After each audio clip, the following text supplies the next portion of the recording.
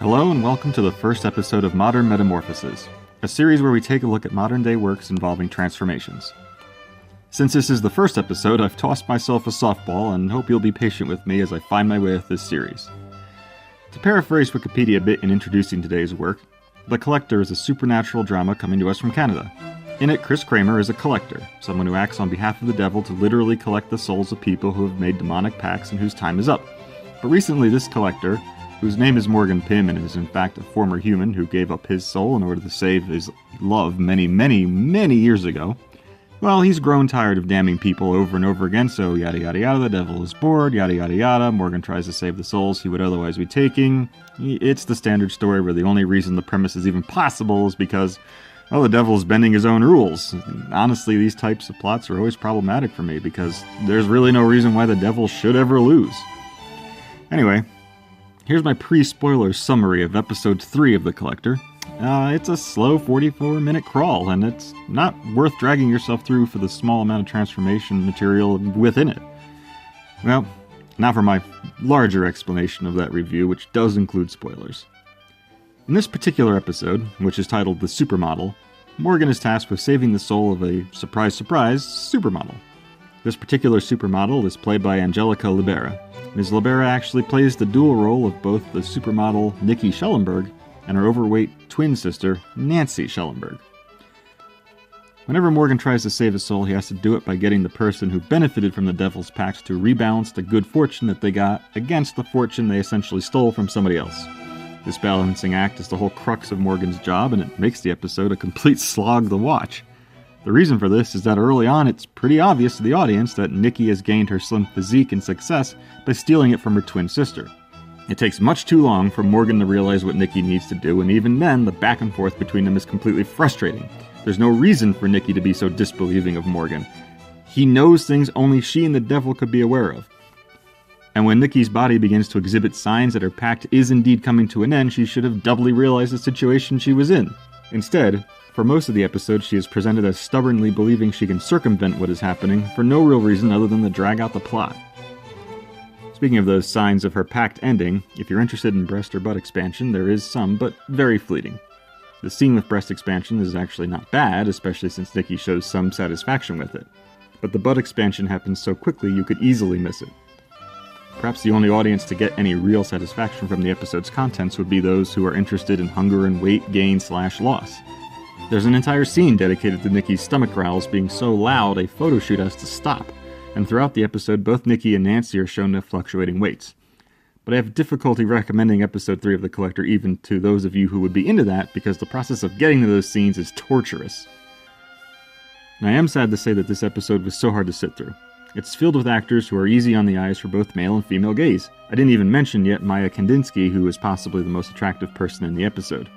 Do note that, since this is made for a general TV audience, the skin you see shown here is all that you will be getting. There are moments when the writers and actors show that they could provide material and characters deserving of a fun, syndicated supernatural dramedy. I love the name of the art gallery, which is indeed a subtle joke, and at some point this must have all clicked together because the show ran for 3 seasons. But those promising moments are barely present here, and they're crushed between scenes that take much too long and circle a stuck-in-neutral plot that, at best, wastes potential. For example, the overweight sister Nancy is played so shockingly offensive as a childlike recluse that it is difficult to believe how her life could possibly improve with her svelte body returned. Instead of spending the whole episode with Nikki stubbornly avoiding her stunted sister, it would have been far more engaging to watch a repentant Nikki and Morgan trying to contact a Nancy who has found a satisfactory life despite, what the pact took from her. Watching Nikki flail about in a cloud of her own stupidity is simply annoying, while we could have been getting to know a competent Nancy who just wants nothing to do with a sister she feels abandoned by and doesn't feel she needs back anything Nikki took. If that had been the case, I would have been much more invested when Nikki got sucked into hell because it was her own selfish actions outside of the pact or her supermodel career that alienated the only person who could have saved her, and in the end, ultimately rejected her. And yes, you heard me right. Morgan fails at the end, and Nikki is taken to hell.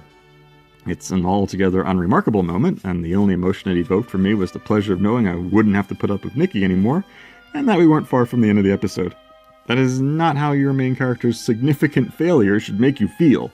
nor the person whose salvation you were expected to be rooting for over the past 44 minutes. Now, there are 3 aspects of transformation fiction that I try to lean on when assessing something. Those are cause, process, and impact. They don't indicate the overall quality of something, but they are helpful in understanding the substance. With this episode, in the case of cause, everything Nikki did she brought on herself through agreeing to a pact with the devil. Her breast expansion, her weight gain, and everything is from a situation she agreed to, so it's somewhat enjoyable to know she opted into what is happening instead of an outside force imposing it upon her. The process aspect differs depending upon what is happening. The breast expansion is a fun moment that Nikki herself is enthused by, although she reacts to the brief moment of butt expansion with distaste. The weight gain and loss gets the most screen time between the 2 sisters and is mostly shown as one suddenly wearing an overstuffed outfit and the other not. Most of the actual size changing is when the breast or butt expansion happens. And the impact is, well, even well realized here. We get to see Nikki enjoying a party in her honor, get a sense of the entitlement being a supermodel has gotten her, so when she starts to gain the weight, we understand how that is altering her life. With Nancy, we do see a little bit of how that body change will impact her, but it's mostly framed by how uncomfortable she is in Nikki's gown. The episode hits these 3 core ideas so well that as a concept, or a brief summary on something like, I don't know, TV Trope's breast expansion page, the episode sounds like it would be really enjoyable, but that just makes the final dull product all the more tragic. I'm not judging the Collector series overall, as I've only seen this one episode. I hope the glimmers of fun and promise that did shine through grew over the course of 3 seasons. But if you were looking for something fun, entertaining, and professionally produced that includes breast or bust expansion and some weight loss or gain, yeah, I'm afraid I'm going to have to recommend something else far more worthy of your time. It gets one of those, but without the other 2, it's not worth it. I hope I can provide that recommendation in future episodes. Until then, I've been Dan Standing. Thanks so much for joining me for episode 1 of Modern Metamorphoses. Until next time, TTFN.